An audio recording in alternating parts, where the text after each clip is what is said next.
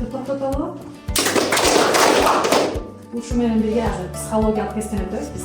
Кананда кой бербей турабыз. Кайсы колуңардын манжасы өйдө жакты карап калды? Мисалы үчүн сол. Акыры нечиңерден эстеп койгула. Мен асыра. Меники оң. Кайрат сеники? Сол.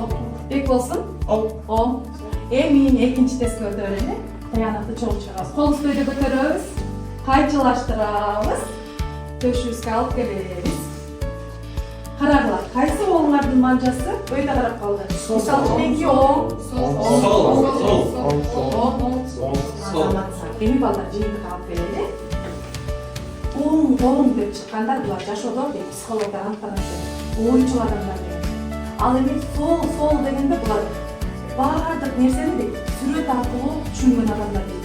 Сүрөтчүлөр болгоно берет дейт. Ал эми оң дагы, сол дагы чыккандар булар акылдуулар болгоно берет. Биздин класста демек гармониялык жактан өнүккөн, ойчул, сүрөтчү, акылдуу балдар бар экен. Силер дал ошол балдарсыңар. Бүгүнкү сабакка ийгилик каалайт. Анда орун алып бергиле. Анда интернетте мен үйдөн текшерип коюп, бардыгыңар биринчи партага чогуу өтөсүңөр. Элдир анда балдар быйыл кайсы жыл? 2026 азаматсыңар. Жылга? Жылга азаматсыңар. Мынакей. Биз жакшы көргөн жанды бар жылкы. Келгиле анда эки топко бөлүнүп алалы. Силер жактырган жылкыларыңарды бассаңар, силердин тобуңарды аныктап берет. Кел анда жол. Катарыбыздан чыгып, өзүбүз жактырган жылкыларды басып, топко бөлүнөбүз. Била биринчи топ азаматсыңар. Кел анда. Канке экинчи топко. Мынакей балдар, ушинтип биз эки топко бөлүнүп алдык. Анда бизе баалоо тактасы менен таанышып койгула балдар. Бул эки топтун баалоо тактасы. Бул эмне балдар? Комуз. Кыргыздын улуттук аспабы. Мен дал ушул силерге комуз менен эки топту баалоону чечтим. Эки команда бул биринчи топтуку болсун, биринчи команданыкы. Бул экинчи топтун баалоо баракчасы болсун. Ар бир жооп берип отурган суроолоруңарга келип белгилеп турасыңар эки топтун лидерлери. Түшүнүктүү болду?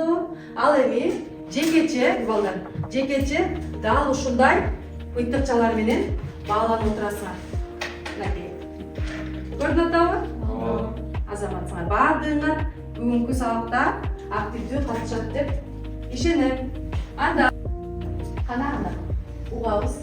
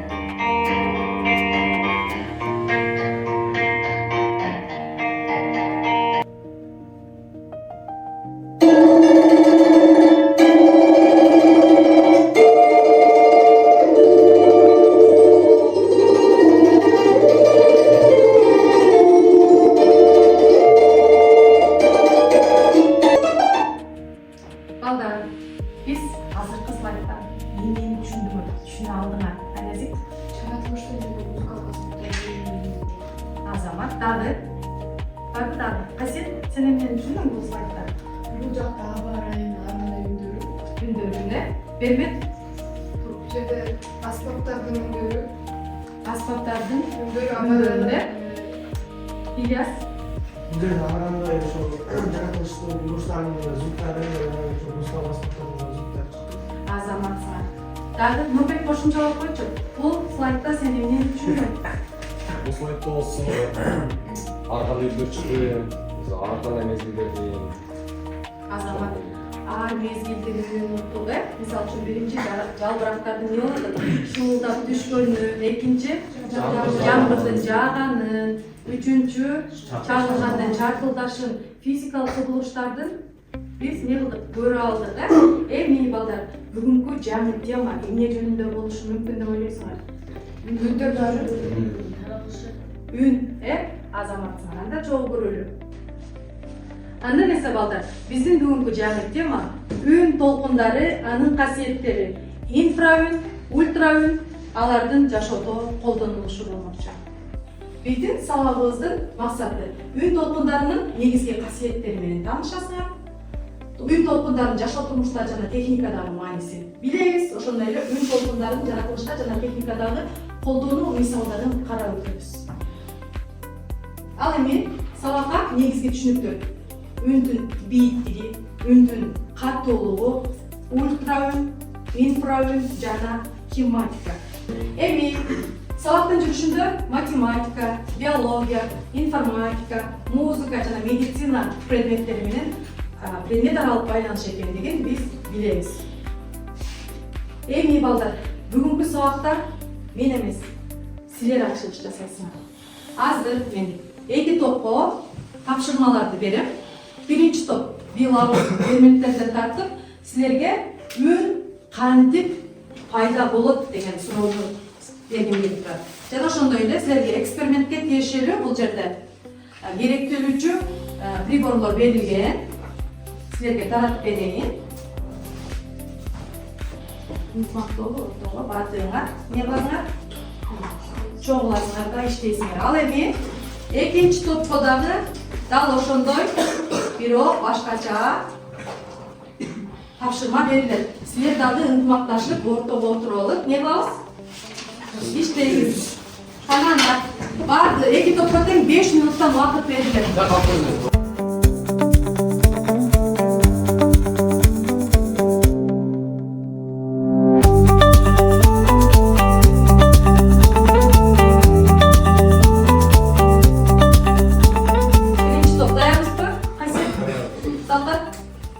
Кана бардыгыбыз туруп, ордубуздан жашнакай кылып көрсөтүп беребиз,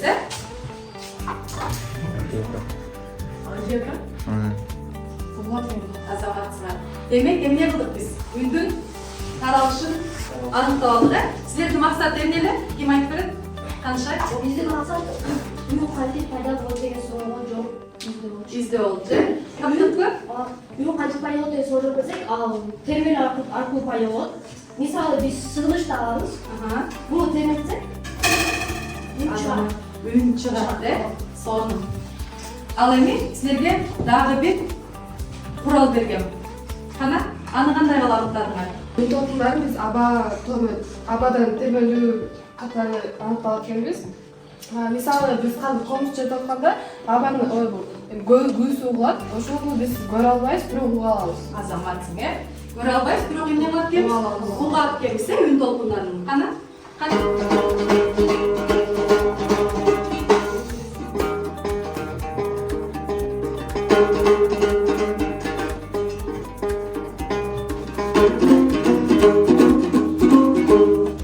Азаматсыңар. Биринчи топко өзүңөргө бир упай топтодуңар биринчи топ. Ал эми активдүү катышкандарга мен дагы ушундай быйтыкчаларды кыйнап коеюн. Ал эми экинчи топ өзүңөрдүн экспериментиңерди көрсөтүп берсеңер.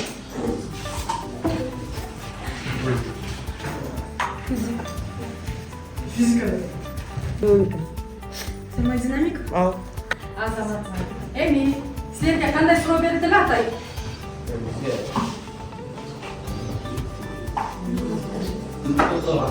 Ооба, үн толкундары кантип тарайт? Алихан, экинчини түшүндүрүп бересиңби? Бизге узунга толкун бул механикалык толкун, бирок ал көбүнчө узунунан тарайт экен. Узатасынан таралат экен. Кана көрсөтүп бере аласыңбы? Каяна жардам бер. Чуруп жардам бересиң, Демек, үн толкундары кандайдан тарайт экен? Көбүнчө узатасынан тарайт экен, Азаматсыңар. Азаматсыңар. Мынакей балдар, силер ачылыш жасадыңар. Эми жогоркудагы видеого көңүлүңөрдү бургулаң. Үндүн пайда болуу себеби бул нерселердин вибрациясы же термелеши. Бирок бул термелөө көп чыгышында бизге көрүнбөшү да мүмкүн. Биздин сүйлөгөн сөздөрүбүздө үн барымталары аркылуу башкарылып, термелип чыккан абадагы үн толкундары болуп саналат. Үн толкундары пружинада пайда болгон термелик сынап толкун болуп саналат. Мурунку темабызда жалаң немени сүйлөшүп атабыз? Үн менен, э? Менин үнүмдү угуп атасыңарбы баардыгы? Үн толкуну жыштык кайсыдан байбыз? Ньютонга сыйган азаматсың. Жыштыгы 16 герцтен 20 000 герцке чейинки чөйрөдөгү термелүүлөрдү үн толкуну катары адам баласы кабыл алат экенбиз. Үн кубулуштарын окутуп үйрөтүүчү физиканын бөлүмү акустика деп аталат. Акустика грек сөзүнөн которулган. Бизче которулганда эмне дегенди билдирет экен? Уу дегенди билдирет экен азаматка. Мынакей, жогоруда эксперименттерин да өзүңөр жасап көрдүңөр. Ошондой эле видеодон да көрдүңөр. Эми үн толкуну кандай толкун экен? Узатасынан келген толкун экендигин аныктап алдык. Эми үндүн негизги мүнөздөмөлөрү. Биз сабактын башында негизги түшүнүктөрдү айтпадык беле? Үндүн катуулугун окуйбуз деп. Үндүн катуулугу дейт. Үндүн катуулугу толкундардагы термелүүнүн амплитудасынан көз каранды дейт. Амплитуда кайсыдан бар балдар? Аадан басы. Азаматсыңар мынакей. Көрдүкпү? Термелүүнүн амплитудасы дейт. Канчалык чоң болсо, үн ошончолук катуу чыгат. Ал эми термелүүдүн амплитудасы канчалык кичинекей болсо, үн ошончолук аз болсо акырын чыгат. Мынакей. Биринчилерден болуп үндүн катуулугун Шотландия жана америкалык окумуштуу Александр Грэхэм Белл ойлоп тапкан. Ал үндүн катуулугунун бирдиги үчүн Беллдин урматына Белл же болбосо децибел кабыл алынган. Бүгүнкү күндө биздин эң негизги каражатыбыз эмне? Телефонду ойлоп тапкан алгачкы Шотландия америкалык окумуштуу. Эмне үчүн Шотландия америкалык деп койгондо, Шотландияда төрөлүп, Америкада не кылган экен? Иш жолун улап жашаган экен. Мынакей, тааныштыкпы? Телефонду ойлоп тапкан адам менен эмне кылдык? Таанышып алдыкпы? Азаматсың. Үндүн бийиктиги. Бул жерде үндүн бийиктиги үн толкундардагы термелүүнүн жыштыгы менен аныкталат. Жогорку график жанагыдай эле үндүн жыштыгы үчүн герц кабыл алынган. Генрих Герц кайркыл окумуштуусу, немец окумуштуусу. Герцтен башка мегагерц, гигагерц деп аныктап алышат экен. Мега деген сөз эмне дедимер? Өтө чоң. Эми үндүн темирлери боюнча анықтайм. Бас, баритон, тенор, дискан, сопрано, колоратурдук сопрано деп аталат. Мынакей балдар. Биз карап аткан үндүн темирлери бас, баритон, тенор булар кимдерге тиешелүү экен? Эркек кишиге, азаматсың.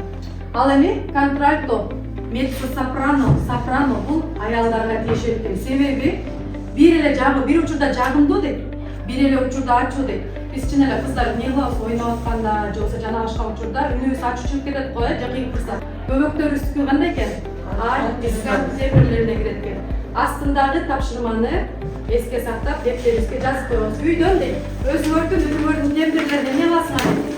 Аныктап келесиңер дейт. Керектүү жерлерин жазып отурабыз, дептерибизге бардыңыз. Жаздыкпы?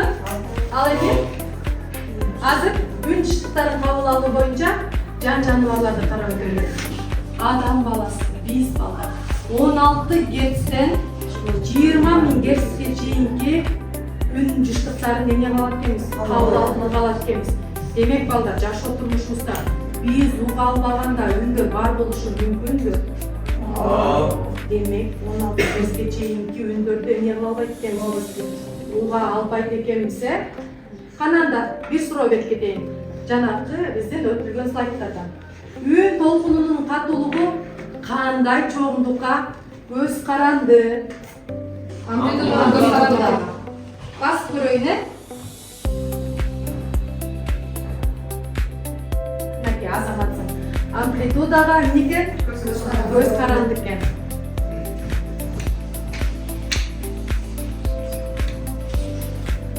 Мынакей, биз сабактын жүрүшүндө өтөбүз деген инфраүн, ошондой эле ультраүн дегенбиз, Инфраүндөр дейт. Карадык, жакшылап карагыла. Бул жерде эмне турат? Адам баласынын үнүн уккан герцтер турат, Ал эми инфраүндөр балдар. Биз адам баласы кабыл ала албаган үндөрдү инфраүндөр дейт экенбиз. Ал эми ультра өндөрдү биз эмне алып келебиз? Көрө албайбыз, бирок угуп алабыз. Кананда инфра өндөрдү кайсы жерден колдонуп келип сүрөттү көрүп ким эмнени айта алат? Ильяс. Бул жерде полиция кызматкерлеринин аппараттарын көрүп турабыз. Азамат. Демек, адам баласы уга албаган үндөрдү эмне аркылуу экен? Инфра өндөрдү аппараттары аркылуу бизге эмне кылып берет экен? Берет экен. А эмне үчүн именно ошо полиция кызматкерлеринде турат экен? Себеби булар жогорку кеткен автоунааларды кармаш үчүн. Азаматсың. Ал отура кой. Ал эми ультра өндү көрүп атасыңар, Гүлнасип тура кой. Ультра өндүр кайсы жакта колдонулат? Медицинада колдонулат. Азаматсың, медицинада отура кой. Мынакей, медицинада дейт. Балдар, силер өтүндө таш бар экен, бөйрөгүндө таш бар экен деп апаларыбыздын, эжелерибиздин айткандарын уктуңар беле? Уктук беле ушундай сөздөрдү. Дал ошол өттөгү жана бөйрөктөгү таштарды аныктап берүүчү өндөр ультра өндөр болуп эсептелет. Бул эки сүрөткө биринчи топ даярданабыз. Ал эми дал ушул сүрөт менен, дал ушул эки сүрөткө экинчи топ биргеликте даярданып презентациялайсыңар азыр. Бул сүрөттү силерге мен жалпылап айтып берем. Силерге 2 гана минут убакыт берем. Топ менен сүйлөшүп, жыйынтыгын мага айтып бересиңер. Баштагылаңдар. Силер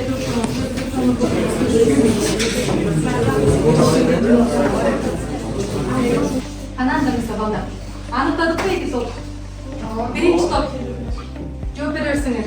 Биринчи сүрөттө биз инфра өндөрдү көрүп атабыз. Дарганаттар. Ал эми экинчи сүрөттө биз болсо медицинада колдонгон ультра өндөр жөнүндө көрүп атабыз.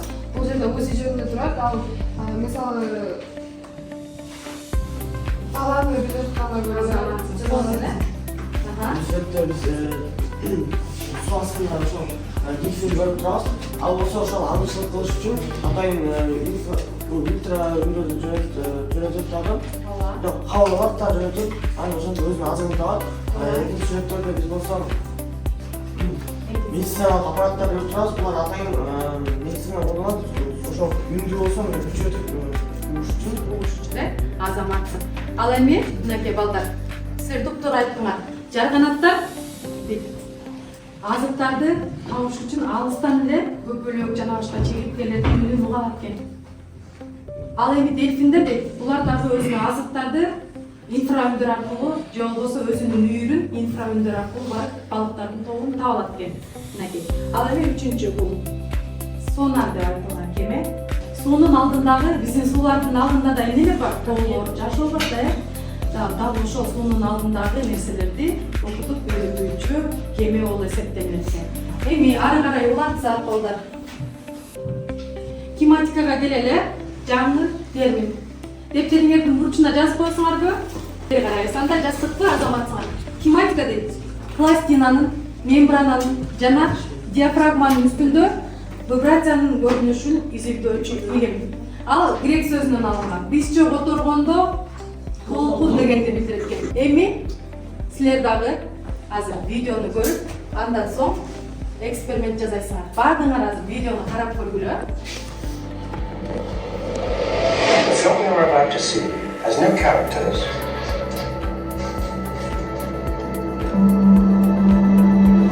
If you spare a little of your imagination, it's a film to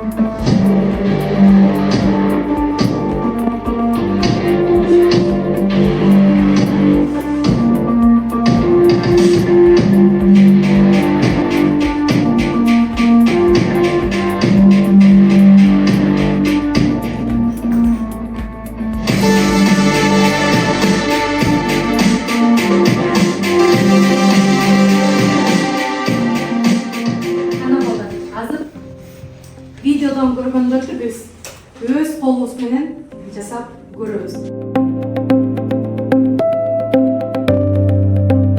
Биринчи топ, анда мен берген тапшырмага даярбызбы? Даярбыз. Азаматсыңар, чогуу биргеликте көрөлү силердин. Молодой, пары как домой.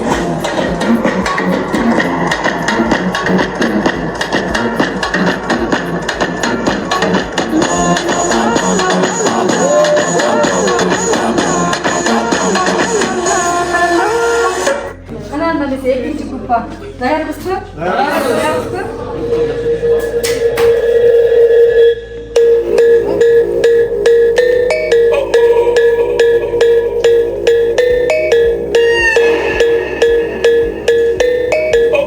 Биз жыйынтыкты ала алдыкпы? Ким айтып коет? Видеода көргөндө тажрыйбада сатыкчан шоу жактагыдай мына кашаны билет алып динамика. Демек максатыңарга азаматсыңар. Кана анда өзүңөрдүн балгы баракчаңарды эмне кыласыңар? Чейип коебуз. Орындуктардан орун алып. Балдар, мынакей. Бүгүнкү берилген эксперименттерге мен натыйжалуу жыйынтык ала алдым. Силерчи? Сонун эки команда тең эң жакшы жыйынтыктарды көрсөтө алды. Демек балдар, жашоодо үн, толкун катары кабыл алаарын билдикпи? Бүгүнкү сабакта биз эң сонун маалыматтарга ээ болдук. Баарыңар эки топ тең азаматсыңар. Көзүңөр көзүмө кол чаап койгойчу.